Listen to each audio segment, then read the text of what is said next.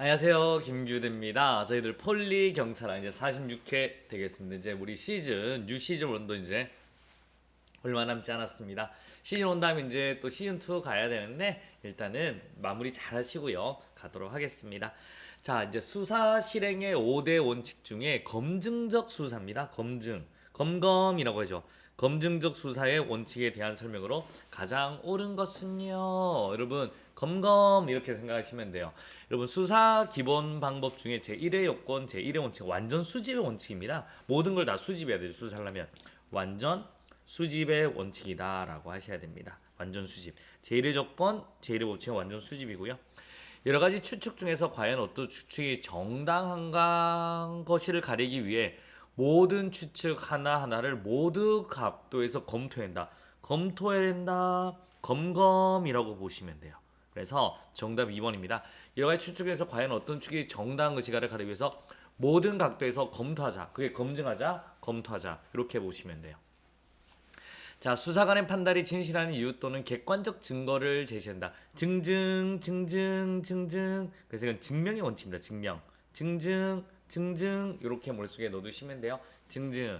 합리적으로 추리해야죠.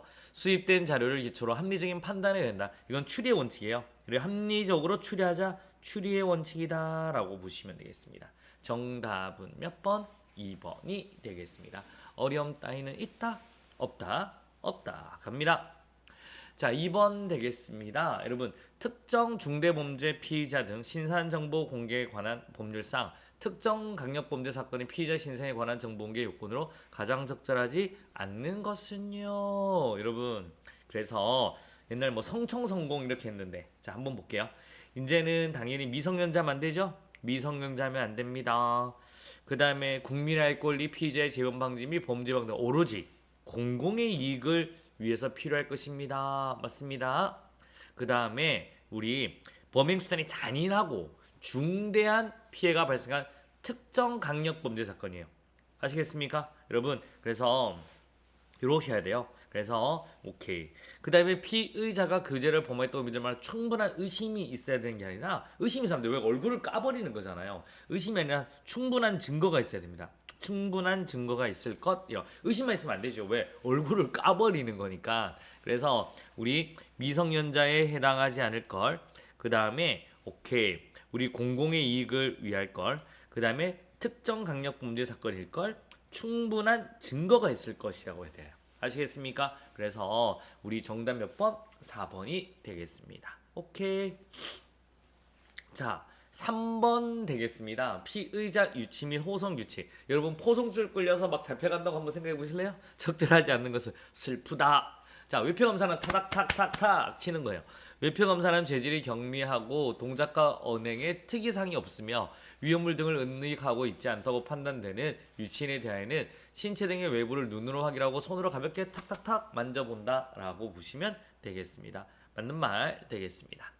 자, 동시에 2명 이상의 피의자를 입감시킬 때는 경위 이상 경찰관이 입회하여 순차적으로 입금시켜야 된다. 노노노노 몇 명 이상? 3명 이상이다 라고 보시면 돼요. 3명 이상의 피의자를 입감시킬 때는 경위 이상 경찰관이 입회하여 순차적으로 입감시켜야 된다. 그래 정답 몇 번? 2번이 되겠습니다.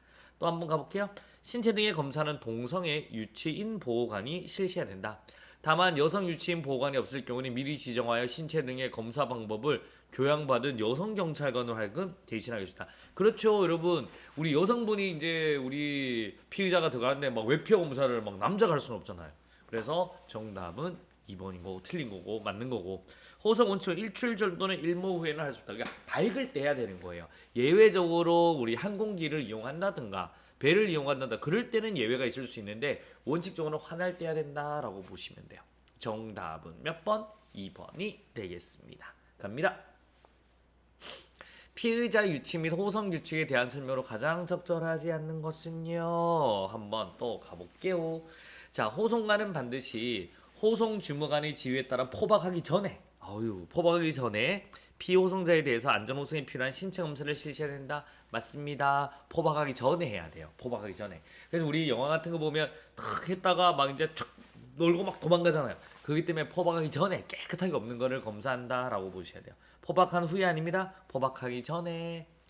자, 호송관은 수갑 또는 수갑 포승을 사용하는 피의자가 2인 이상일 때에는 호송수에다 2인 내지 5인이죠. 5인. 여기 아니라 5인을 한계조로 해서 상호 연결시켜 포승으로 포복한다. 2명 같으면 2명, 5명 5명. 5개를 한 묶음으로 이렇게 보시면 돼요.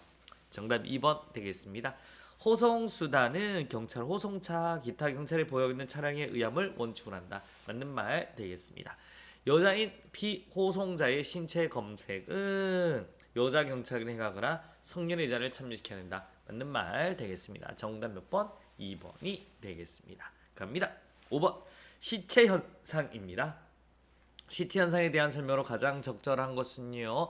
적혈구 자체 중량에 의한 혈액 침전 현상으로 시체 하부의 피부가 암적갈색으로 변화하는 시체 얼룩과 세포 가운데 자가 효소에 의해서 오케이 세포 구성 성분이 분해 변성되는 자가 녹는 거죠. 자가형에는 모두 시체의 초기 현상 아니죠. 후기 현상입니다. 녹잖아요. 후기 현상. 물처럼 보이는 거. 물처럼 확 영화되는 거는 후기 현상이다라고 하셔야 돼요. 시체는 어떻게 섞어요?